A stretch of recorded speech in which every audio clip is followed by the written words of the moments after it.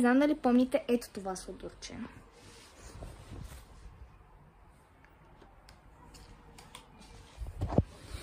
Помните ли я? Това е Кити. Помните ли какво бебе беше? Сега имам една уникална новина. Кити е бременна за втори път. Тя първия път роди 4 малки котенца. След, нали, ние ги продадохме. За жалост от мама е гадна. И ги продадохме. И сега Кити е бременна за втори път. And I'm so happy. Вижте колко е злодоранско и вижте колко е пораснала. Скоро ще ражда. Да, долу не ми гледайте долнището. Горе съм с тениска за излизане, а долу съм по пижама, но окей. Аз мисля, че само тук горе ще се показвам, за да ми виждате само тениската, но явно не. Ето я.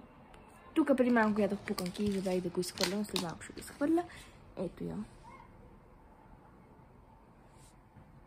Вижте колко е пораснала. И вижте и голямото коремче. Вижте, какво голямо коремче.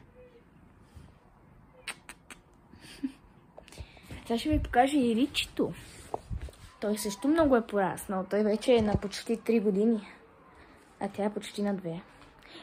Ричард още няма да стане скоро на 3 години, но 2024 година Ричи става на 3 години. А Кити октомври месец става на 2. Рич.